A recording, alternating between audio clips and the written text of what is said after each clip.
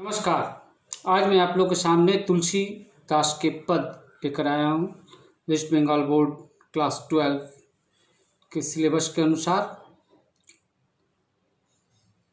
तुलसीदास के पद आप लोग को 3 पद पढ़ने हैं। पहला पद किष्किंधा कांड रामचरितमानस से, दूसरा पद कवितावली से और तीसरा पद विनय पत्रिका से। किष्किंधा कांड में दोहों में लिखे हैं, जिनमें 5 दोहा पढ़ना है आप लोगों को। रामचरितमानस में कुल 7 कांड: बालकांड, अयोध्या कांड, अरण्य कांड, किष्किंधा कांड, सुंदर कांड, लंका कांड, उत्तर कांड। आप लोगों को पढ़ना है किष्किंधा कांड से। प्रश्न आ सकता है ऑब्जेक्टिव के रूप में, रामचरितमानस में कुल कितने कांड है? तो उत्तर होगा 7 कांड। व्याख्या लिखने के दौरान संदर्भ लिखने के समय में आप लोग ध्यान से लिखिएगा कि प्रस्तुत दोहा रामचरितमानस के किष्किंधा कांड से लिया गया है, जिसके रचनाकार या कवि गोस्वामी तुलसीदास जी हैं। इनका जन्म 1532 ईस्वी में हुआ था और इनका मृत्यु 1680 ईस्वी में, विक्रम संवत कह सकते हैं, या 1623 ईस्वी में इनका मृत्यु हुआ था। इनकी बहुत सारी रचनाएं हैं: रामचरितमानस, विनय पत्रिका, कवितावली, गीतावली, दोहावली, वैराग्य संदीपनी, हनुमान बाहु, रामलला नछऊ, जानकी मंगल, बैरवे रामायण इत्यादि। आइए तो हम लोग सीधा चलते हैं रामचरितमानस के चौथा कांड किष्किंधा कांड में चलते हैं। प्रसंग लिखिएगा। किष्किंधा कांड में राम और सुग्रीव के मैत्री के प्रसंग में यह किष्किंधा कांड लिखा गया है। मित्र कैसा होना चाहिए? श्री राम सुग्रीव से बताते हैं। आइए गोस्वामी तुलसीदास द्वारा रचित श्री राम के मुख से यह जानते हैं कि मित्र की परिभाषा क्या है और कैसी होनी चाहिए मित्र। दोहे के अनुसार चलते हैं। जे न मित्र दुख होई दुखारी, तिनहि विलोकत पातक भारी। निज दुख गिरि सम रज करि जाना, मित्र के दुख रज मेरु समाना। इस दोहे में गोस्वामी तुलसीदास जी राम के मुख से सुग्रीव के मित्रता के संदर्भ में, या कह सकते हैं कि राम सुग्रीव से कहते हैं मित्र कैसे होने चाहिए। जे न मित्र दुख होई दुखारी, अर्थात जो मित्र के दुख में दुखी नहीं होते। तिनहि विलोकत पातक भारी, उन्हें देखना भी, विलोकत अर्थात देखना, पातक मतलब पाप, ऐसे मित्र को देखना भी बहुत पाप होता है। अर्थात जे न मित्र दुख होई दुखारी, अर्थात जो मित्र के दुख में दुखी नहीं होता है, ऐसे मित्र को देखने से भी पाप होता। आगे कहते हैं कि निज दुख गिरि सम रज करि जाना, अर्थात जो मित्र गिरि रज सम रज करि जाना, जो अपने पहाड़ जैसे, गिरि मतलब पहाड़, अर्थात बड़ा से बड़ा मुसीबत समस्या को धूल के समान समझता है। मित्र का दुख रज मेरु समान, किंतु मित्र के धूल के समान दुख को विशाल मेरु अर्थात पहाड़ जैसा बड़ा समस्या समझकर मदद के लिए हमेशा तत्पर रहता। ऐसे ही मित्र, उपयुक्त मित्र अर्थात अपने सारे दुखों को, दर्द को, पीड़ा को तुच्छ समझकर जो दूसरे के अर्थात मित्र के बड़े छोटे से छोटे दर्द मुसीबत को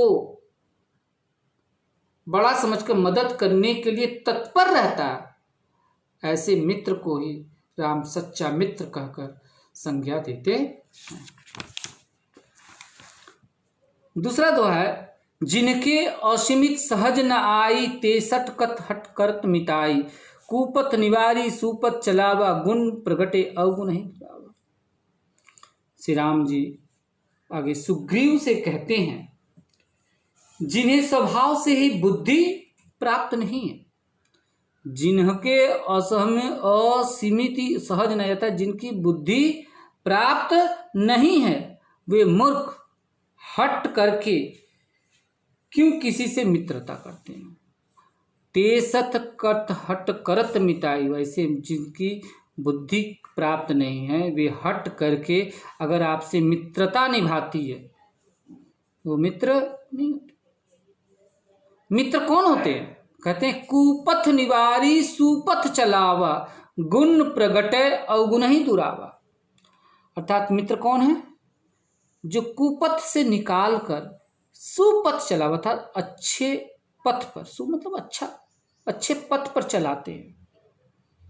गुण प्रगटे अवगुण ही, जो अपने गुण को प्रकट करके मित्र के अवगुण को दूर करते हैं, गलत रास्ते से हटाकर सही रास्ते पे चलाते हैं, वे ही सच्चा मित्र होते हैं।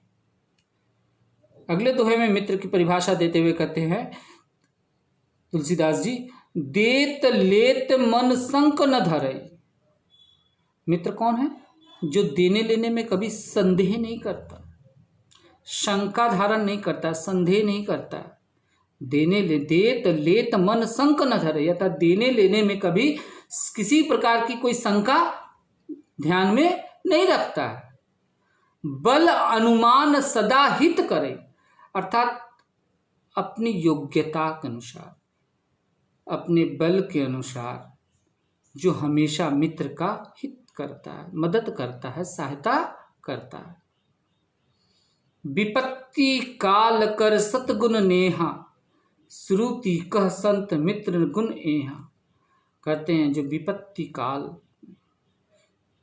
मुसीबत के समय में अपने सत गुण के द्वारा, अर्थात अपने अच्छे गुण के द्वारा, अपने प्रेम के द्वारा जो मित्र का हमेशा अपने योग्यता के अनुसार, अपने बल के अनुसार जो हित करते हैं, मदद करते हैं, ऐसे ही मित्र सच्चे होते हैं।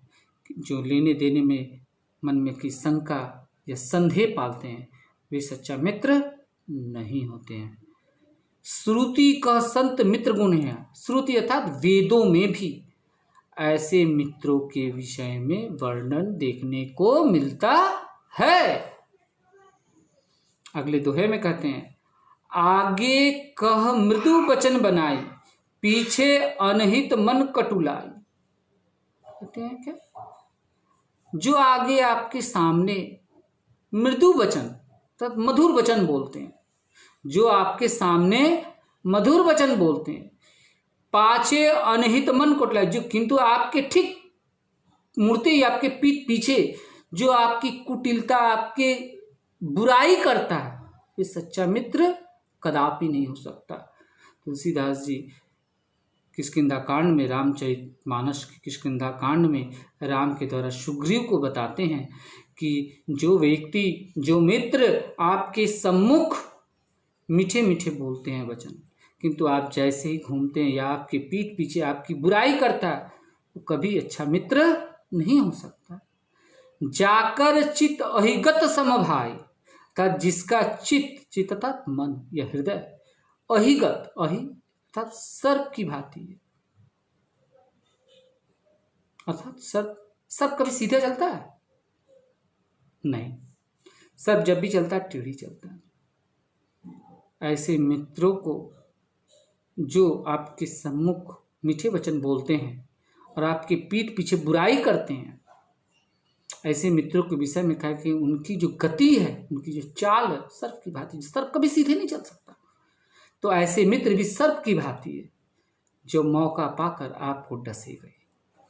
अस कुमित्र पर हररी भलाई, बोला ऐसे मित्र से अच्छा है, गोस्वामी तुलसीदास जी कहते हैं, या राम जी सुग्रीव जी से कहते हैं कि ऐसे मित्र से न मित्र होना ही भला है। ऐसे मित्र से आपके पास कोई मित्र न हो वही अच्छी बात है।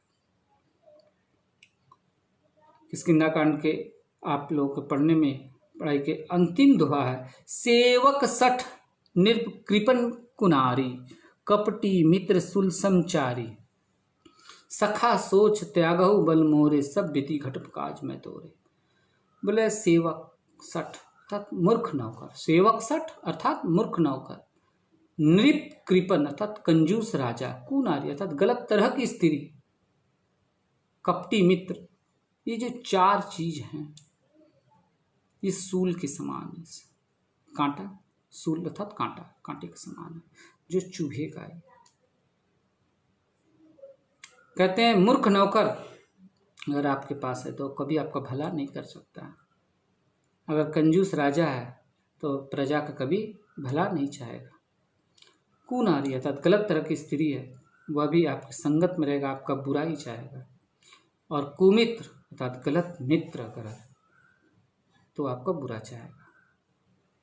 गोस्वामी तुलसीदास जी कहते हैं कि गलतीवश मूर्ख नौकर आपका सेवा कर भी दे, कंजूस राजा आपका देखभाल भी कर ले, कुनारी एक पल के लिए आपकी मदद भी कर दे, मगर जो कुमित्र होता है वो कभी आपका भला नहीं चाहेगा। सखा सोच त्यागहु बल मोरे, जब भी आप कोई मित्र बनाइए, सखा बनाएं तो बहुत सोच कर बनाएं। सब विधि घटप काज में तोरे, आपका सारी कार्य अच्छी तरह से हो सकता है, सिर्फ अपने जब भी आप कोई मित्र बनाए बड़ा सोच समझ कर ही बनाए। कवितावली, अगली पद पढ़ना है, अगला पद पढ़ना है आप लोगों को कवितावली से। कवितावली में ये अरण्य कांड से ही है, जहाँ श्री राम, लक्ष्मण और सीता अपने वनवास के दिनों व्यतीत कर रहे थे। श्री राम, सीता और लक्ष्मण जंगल से गुजर रहे थे। ग्रीष्मकालीन मौसम था, ऊपर तेज धूप, मौसम की गर्मी, बालूमय रास्ते, जिससे त्रस्त होकर कहीं तीनों बैठ जाते हैं और लक्ष्मण राम और सीता के लिए पानी लाने के लिए जाते हैं। इसी प्रसंग में यह पद गोस्वामी तुलसीदास जी लिखे हैं। आइए पद की ओर ध्यान दें। तुलसीदास जी कहते हैं, जल को गए लखनऊ है लड़का। सीता राम से कहती है, क्या देखकर? लक्ष्मण बहुत देर हो गए हैं, जल लाने के लिए गए हैं और लौटकर नहीं आ रहे हैं। तो राम चिंतित हो जाते हैं कि जंगल कहीं राम लक्ष्मण को कुछ मुसीबत का सामना न करना पड़ा। और राम की इस चिंतन को देखकर सीता माता उनके चिंतन का निवारण करते हुए कहती है कि जल को गए लखनऊ, लक्ष्मण जल लाने के लिए गए, बालक है। परिखो पियो अर्थात पानी पीकर छां धरिक है ठाड़े। इतनी ग्रीष्म है, इतनी गर्मी है, अवश्य कहीं छां पकड़कर कुछ देर विश्राम करने लगे होंगे। फिर माता सीता पोछी पसेव बयारिक, फिर वो अपनी आंचल से श्री राम जी के पसीने को पोंछती है और बयारिक अर्थात हवा, अपनी आंचल से हवा करती है। अरु पाव पखरियो भुबरी ढारे, और फिर उनके पैरों में जो ग्रीष्मकालीन बालू की जो धूल के कण जो चिपक गए थे उस धूल को झाड़ती है। भुबरी इस बालू के धूलमय कण को कहते हैं, उसे वह माता सीता झाड़ती है, साफ करती है। तुलसी रघुवर प्रिय शरण जानी के बैठे विलम्ब लो कंटक काढ़। तुलसीदास जी कहते हैं कि प्रभु श्री राम प्रिय अर्थात माता सीता के श्रम को देखकर, कहा माता सीता मलमल पे चलने वाली राजकन्या आज वह कांटेमय रास्ते से चल रही है। यह देखकर श्री राम प्रभु माता सीता के पैरों से कंटक निकालते, अर्थात उनके पैरों में जो छुपे हुए कांटे हैं, उन छुपे हुए कांटों को धीरे धीरे करके प्रभु श्री राम निकालते हैं। जान की नह को नेहु लख्यो, और माता सीता नेहु लख्यो लुक्यो तनु बारी विलोचन, फटी आंखों से श्री राम प्रभु को देखते रह जाती हैं और उनके अंग अंग में, उनके हृदय में पुलक के अर्थात आनंद की धारा बह उठती है, उनकी आंखों में, उनके मन में, तन में। अवधी भाषा में यह लिखा गया पद है। किष्किंध रामचरितमानस और कवितावली दोनों अवधि में। तुलसीदास की सारी रचनाएं अवधि में है। केवल एकमात्र रचना विनय पत्रिका जो ब्रज भाषा में उन्होंने लिखे हैं। ऑब्जेक्टिव प्रश्न अगर परीक्षा में आता है बच्चों, तो आप लोग ध्यान दीजिएगा कि सिर्फ विनय पत्रिका ध्यान में रखिए कि यह ब्रज भाषा में है, बाकी जितनी भी रचनाएं तुलसीदास द्वारा वो सभी अवधी भाषा में लिखा गया। आइए अगला पद हम लोग ध्यान देते हैं, विनय पत्रिका से है। विनय पत्रिका में कुल 279 पद है। परीक्षा में मल्टीपल चॉइस में आता है कि लगभग 300 दोहे अगर रहता है तो आप लोग टिक आउट कर सकते हैं। अगर 279 लिखा हुआ रहता है तो आप लोग 279 पर ही टिक आउट करें। अगर 279 नहीं रहता है तो लगभग 300 रहेंगे, तो लगभग 300 पर आप लोग टिक आउट करिएगा, आप लोग का सही उत्तर होगा। विनय पत्रिका ब्रज भाषा में लिखा 279 पद। आइए हम लोग देखते हैं विनय पत्रिका की रचना। विनय पत्रिका, विनय था निवेदन, अनुनय। ये प्रभु श्री राम को तुलसीदास जी एक पत्र लिखते हैं भक्ति काल के समय में। जैसे कि आप लोग जानते हैं कि तुलसीदास भक्ति काल के सगुण काव्य धारा के अंतर्गत राम काव्य धारा के प्रमुख कवि के रूप में जाने जाते हैं, और सगुण काव्य धारा और राम काव्य धारा के हैं। तो ये जो राम से के को एक निवेदन पत्र ये लिखते हैं, क्योंकि मध्यकाल में, भक्ति काल के समय में भारतवर्ष के समाज की स्थिति अति शोचनीय थी। नाना तरह की बीमारियों से ग्रसित समाज था। लोगों की जो स्थिति थी अत्यंत शोचनीय स्थिति, दयनीय स्थिति थी। लोग युद्ध में, पीड़ा में जिंदगी गुजार रहे थे। उनकी मुक्ति कैसे मिले इसकी ओर कोई ध्यान नहीं था। कबीरदास भी कहते हैं, जो घर फूके आप ना चलो। अर्थात कबीरदास जी भी सांसारिक मोहमाया को त्याग कर ईश्वर के निवेदन में अपने जीवन को उत्सर्ग करने की सलाह देते हैं। विनय पत्रिका में तुलसीदास जी भी यही कहते हैं। आइए पद को देखते हैं। कहते मन पछतहिए अवसर बीते, दुर्लभ देह पाई हरिपद भजु करम वचन अरुहिते। बोले ये जो मानव तन की प्राप्ति हुई है, यह दुर्लभ देह की प्राप्ति हुई है, ये बड़ी मुश्किल से हुई है। 84 लाख योनियों को भोगने के पश्चात इस दुर्लभ देह की प्राप्ति होती है। क्या करिए? हरि पदु भजो, हरि के चरणों को, प्रभु राम के चरणों को पूजा करिए, उनके नाम को स्मरण करिए, उनका भजन करिए, कर्म से, वचन से करिए। मन पछते अवसर बीते, किंतु क्या कहते हैं कि एक बार अवसर बीत जाने पर, समय बीत जाने पर मन पछताएगा और कुछ हासिल होने वाला नहीं है। क्योंकि जो अवसर आपके पास है वो अवसर एक बार चला जाए तो फिर लौट कर अवसर कभी मिलेगा नहीं। जब अवसर मिलेगा नहीं, समय एक बार बीत जाएगा तो वह वापस आपके पास आएगा नहीं। तो उससे अच्छा है कि आप मन से, वचन से प्रभु श्री राम के चरणों पर का भजन करिए, क्योंकि यह दुर्लभ देह की जो प्राप्ति भी है बड़ी मुश्किल से भी है। सहस बाहु 10 बदन आदि नित बचे न काल बलिते। बोले सहस बाहु सहस्त्रों हाथी ऐसे बल रखने वाले, 10-10 सिर रखने वाले रावण भी जैसे विशाल राजा भी बलि काल से अर्थात यमराज से बच नहीं पाए। संसार में कोई बच नहीं सकता, चाहे वो कितना भी बलशाली हो।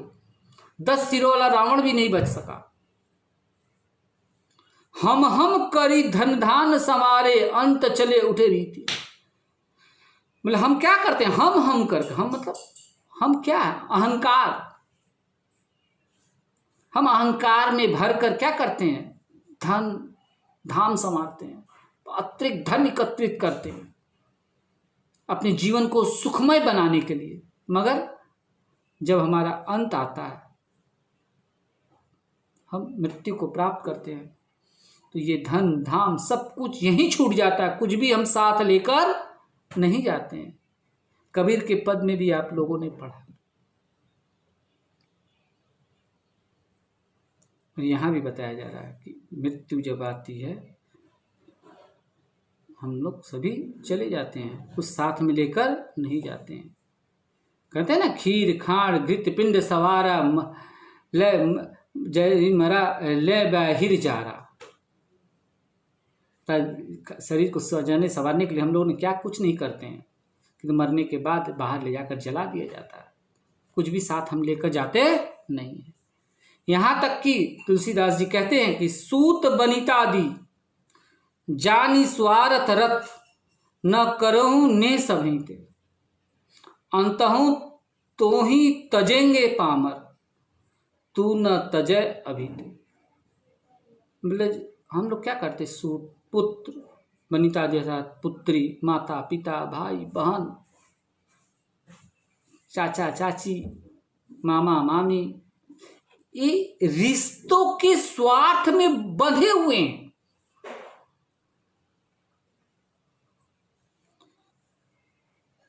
गोस्वामी तुलसीदास जी कहते इनसे उतना ही प्रेम करिए जितने की आवश्यकता है, अधिक प्रेम मत रखिए। क्यों?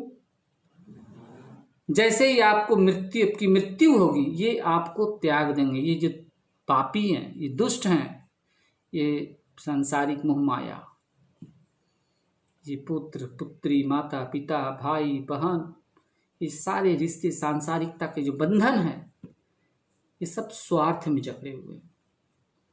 आपकी मृत्यु होगी, ये आपको त्याग देंगे। तुझे तू न तजे भाई थे, इससे अच्छा वो तुम्हें तजेंगे, त्यागेंगे, तुम ही उसे पहले ही त्याग दो। अब नाताहूं अनुराग जागू जड़ त्यागू दुर्सा जीते। अब आपको प्रेम जगाना है, किसके प्रति? दुर्सा जी, अर्थात प्रभु श्री राम के प्रति अपने हृदय में प्रेम को जगाओ। वही एकमात्र हैं जो तुम्हारे हृदय के जो जड़ पदार्थ हैं, जो मनोविकार हैं, लोभ मोह माया ईर्ष्या द्वेष क्रोध स्वार्थ के जितने भी मनोविकार हैं, उनसे मुक्ति तुम्हें केवल प्रभु श्री राम ही दिला सकते हैं और कोई नहीं। अर्थात उनके प्रति अपने हृदय में प्रेम जगाओ, भक्ति जगाओ। बुझे न काम आगिन तुलसी गौ विषय भोग गीते। बोले कभी भी काम वासना घी जितने भी विषय भोग है, ये घी डालने से और प्रज्वलित होता है अग्नि। तो आपके हृदय में जितने भी लोभ मोह मनोविकार रूपी जो अग्नि के कण हैं, उसे खत्म करने के लिए एकमात्र उपाय यही है कि आप प्रभु श्री राम के चरणों को पे मन क्रम वचन से उनका गुणगान करिए, अपने को त्याग दीजिए, सांसारिकता के बंधन लोभ मोह माया से अपने आप को मुक्त करिए। ये धन धाम के मोह माया से मुक्त होइए। जब तक आप धन धाम के मोह माया से मुक्त नहीं होंगे, तब तक आपकी मुक्ति असंभव है। तब तक प्रभु के प्रति आपके हृदय में प्रेम जागृत नहीं हो सकता। अर्थात अगर अपने हृदय में प्रेम को जागृत करना है, तो प्रभु श्री राम के चरणों में अपने आप को उत्सर्ग कर दीजिए। धन्यवाद।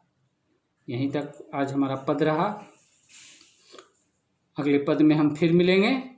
अगले किसी कवि, किसी रचनाकार को लेकर हम उपस्थित होंगे। तब तक के लिए धन्यवाद। नमस्कार।